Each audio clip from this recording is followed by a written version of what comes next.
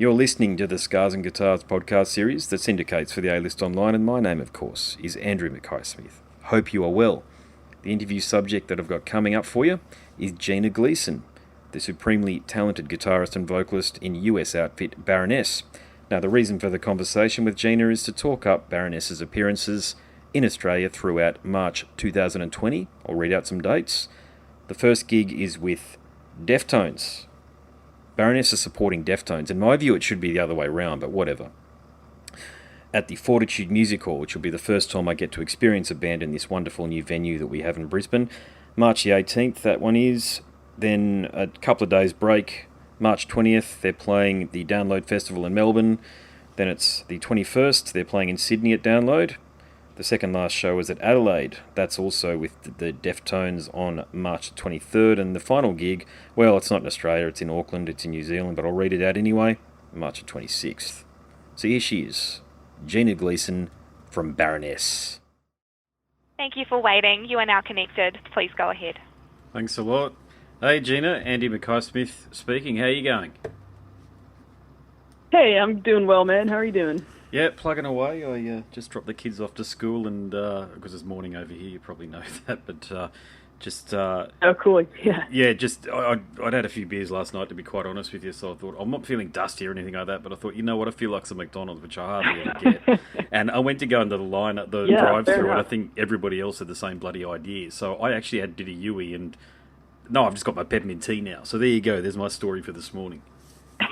You bailed on McDonald's. Yeah. Oh, you don't. The problem man. is, yeah, it's to say I've been to the States a lot, so I know what it's like. It depends if some punish is in front of you and they want to change the menu. You know what I mean? And you're there for 20 minutes. Look, can you please get your bloody sausage and egg muffin or whatever it's called in the States? That's what it's called here.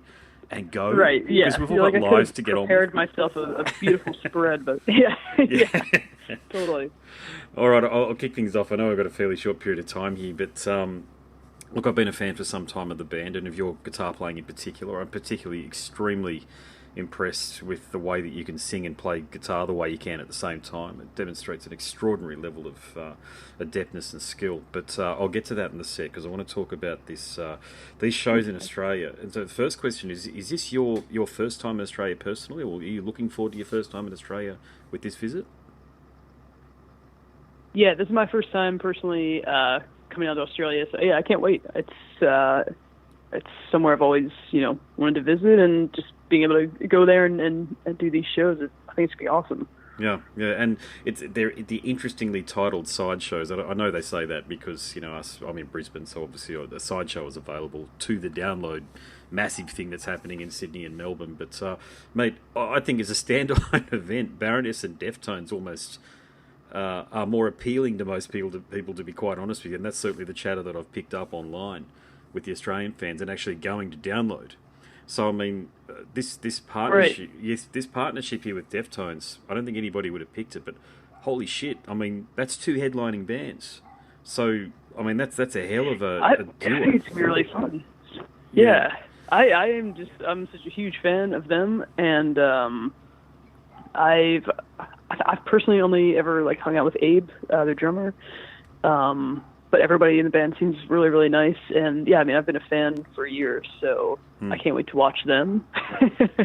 And yeah, I think it's going to be it feels like a well curated night of cool music. So I'm excited. And check out the venue that you'll be playing in Brisbane as well. It's called the Fortitude Music Hall, or the Valley Music Hall. Anyway, it's Brisbane's entertainment precinct there. But this magnificent newish venue. I don't even think it's 12 months old yet. But I haven't even been there. I think you guys will be the first time that I actually watch a band. You guys will definitely be the first time I watch a band there. Oh, cool. It's a heck of a place to play, and I hear the acoustics are seriously world class. They spent so long engineering that room to ensure it's got opera house style acoustics, meaning that no matter where you are in the room, you can hear everything. So, yeah, if you're doing sound check and you can sort of walk around with a wireless pack and sort of listen to yourself, I'd highly recommend doing that before the show starts. Cool. Yeah, that sounds great. Yeah, it's great to hear. Because, I wasn't sure, exactly what was up with those venues. But yeah, I'll check it out tonight. That sounds rad. Yeah, sweet. Yeah. So when you're putting together a set list, and you're going on stage. I guess you're going on stage before Deftones, are you? Is that right? Because I mean, that's certainly how it looks with the tour promotion that I'm looking here. But I mean, you must be. I mean, every one of your songs. I saw you guys. I saw the band back in 2010 when on supporting Metallica and Lamb of God way back then, and Cool. I understood back then why James Hetfield was such a big fan of the band, and I hadn't heard of the band prior to that. But man, you've got a lot of fans down here, and I hope you know that. So how do you sort out a set list for your Australian fans? We've been working diligently on that the past 3 or 4 weeks, because we get together 3 or 4 times a week to practice, usually at least twice, like everybody, and then John and I will get together and just focus on guitar stuff a couple additional days. But yeah, we were kind of laughing about that this week because since we got home from our last tour, we've just been like kind of brushing up on everything and kind of zeroing in on all the Golden Grey stuff. But yeah, we're kind of laughing like there's too many songs. But we were talking about bringing back some older ones. I think Baroness was on the Blue record when they were down in Australia the last time. On. Yep. So we're kind of talking about maybe we could bring back some of the older Blue album stuff that isn't in the set as often, and maybe we can really zero in on a lot of the newer stuff. And so we're kind of just in the process of figuring out the best set list that we can do for like the Australian, New Zealand fans. But we've been doing a lot of doing like extended intros and interludes, and a lot of the things that we've picked up on like from the recording process of Golden Grey, we've kind of integrated into our live shows. It's a little bit more of like an experience that like takes its time to unfold, and we're not so much just like pounding out song after song after song. We're kind of like putting some space and some atmosphere in between stuff. So I think that'll work especially well with like the Deftones, and the download sets will be a little trickier to do like our full live thing because the sets are just shorter and stuff like that. But I think the side shows will be really special. I think they will be. Yeah, looks quite often what happens is all of the major tours, if they do come here, they only play Melbourne and Sydney. I wouldn't say quite often. It happens though. But the fact that your management or whoever it might be has been able to sort out these other shows and these other gigs with Deftones, man, as I say, it's really quite special for your Australian fan base. Because I don't think the band, prior to you being in the band, I think 2010 might have been the only time they were down here. Does that ring true for you? I believe so. Yeah, gotcha.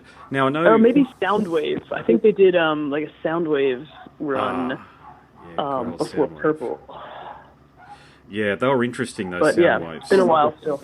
Yeah, the problem with Soundwave was that the bands had about half an hour, maybe less sometimes, and it's never enough. I mean, I know what AJ Arash, the guy who was running it, was trying to do, and it was a world-class thing, but I hate festivals, to be honest with you, and I avoid them like the plague. It's probably the old man in me, the 40-year-old in me coming out, but I just can't do it. No, totally understand.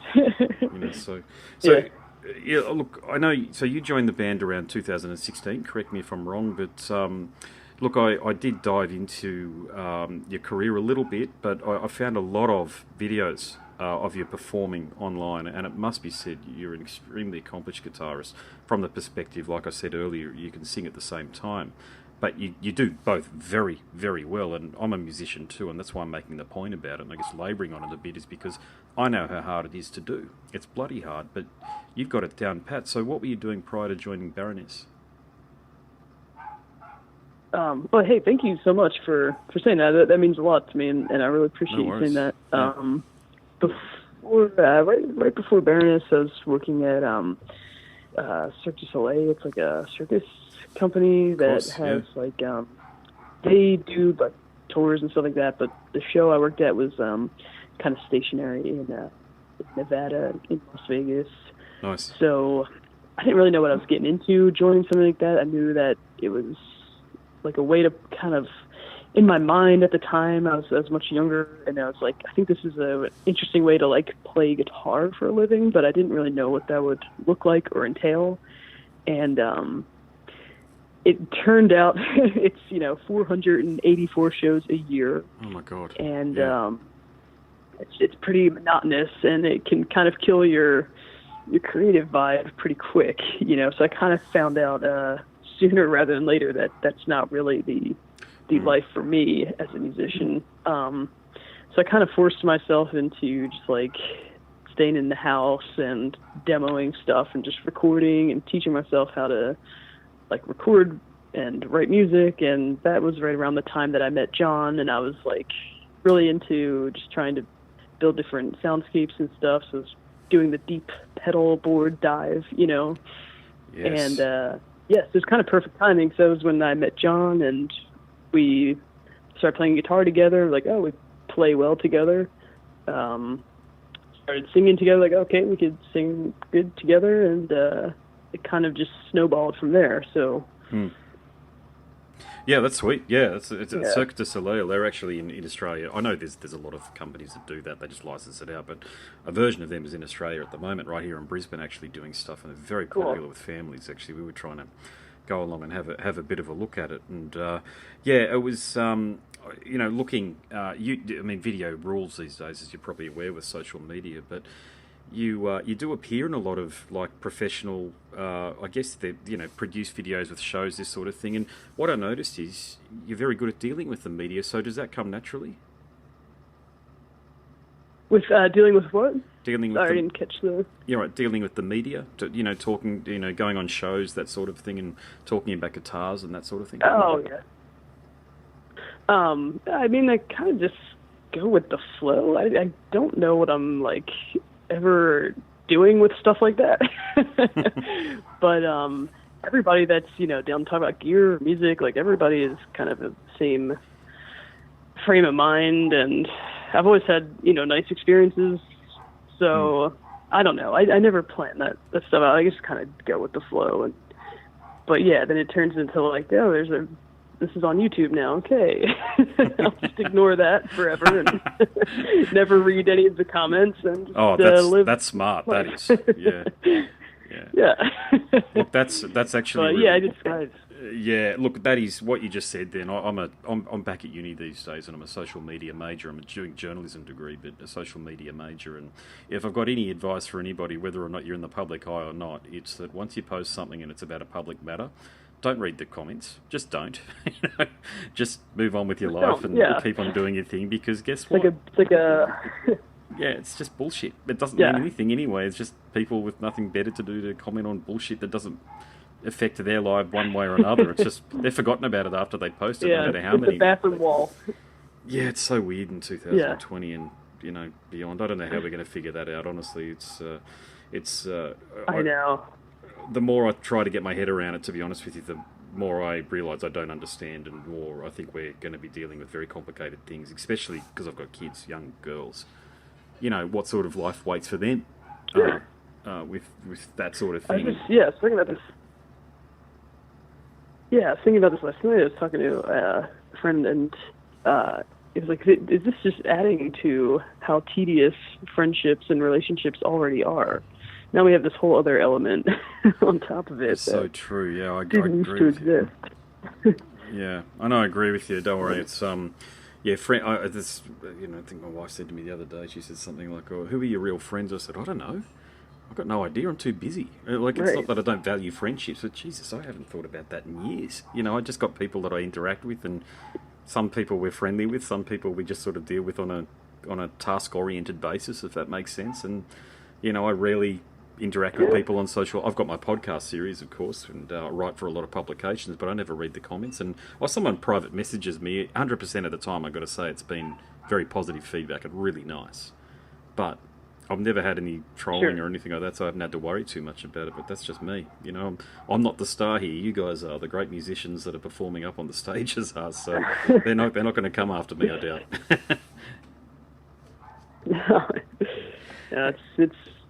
It's definitely interesting. I get, I guess, a lot of messages. I think I'm just like surprised that somebody would want to talk to me or ask me something. So like I always open all the messages, and then is that right? recently, actually, our drummer Seb, and then like just other friends and family are like, I don't think you have to answer all those, because sometimes it's like opening the door. Not all the time. 90% of the time, it's very chill and everything's fine. But like every once in a while, it's like this is just opening the door to somebody that wants to keep the conversation going longer than one of them is appropriate.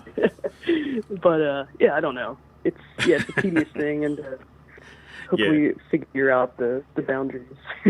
as a touring musician, I get it. You guys get punished with the "can we be friends now" thing. You know what I mean? Like, you probably even get it with interviewers who are like, oh, I know this person now. It's like, no, we had just a once-off 20-minute conversation, and if we cross paths in the future, well, that's just fate. But otherwise, that's it.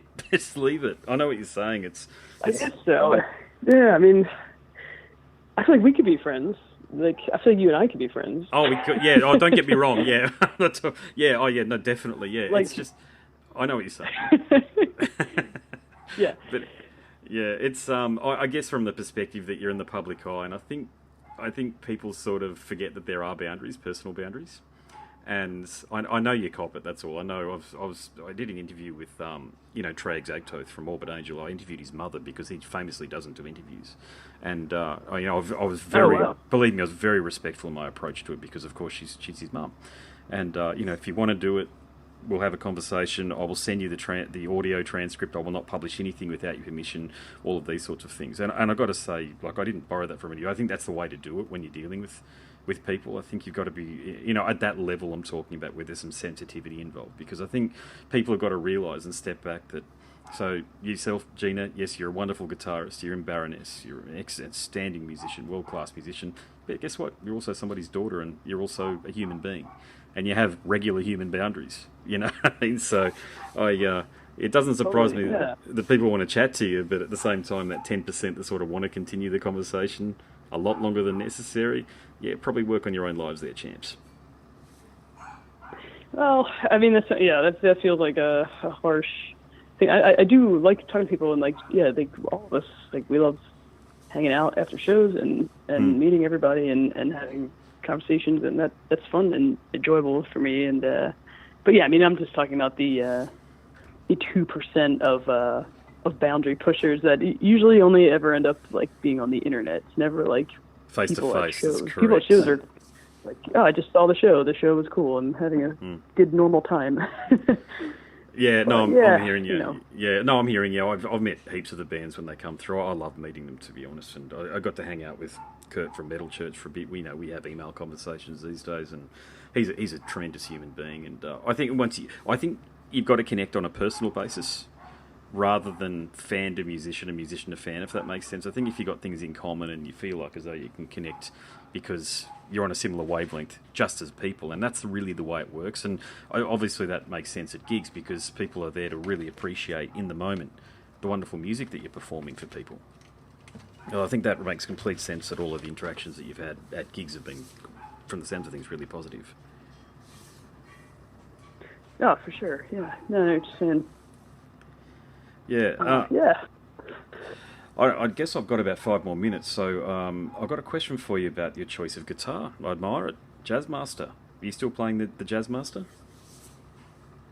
Yeah. So I was initially using American Pro Jazzmaster for lower tune stuff, because we do some stuff that's in drop A sharp and that kind of shit. So I thought the Jazzmaster, having a little bit of a longer scale, sounded really cool, and just having the big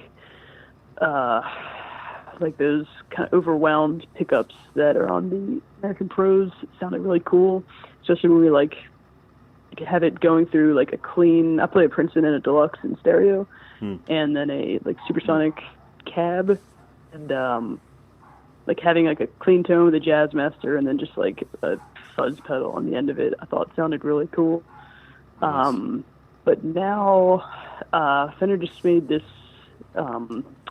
Jazzmaster Ultra, which has a really slick neck profile that to me is reminiscent more of I used to play a Jackson and a Kramer, a little bit more of a shreddy guitar. So I like the comfort of like these new jazz masters that have just come out. So I'm checking those out, and then tried and true Telly always sounds rad to me.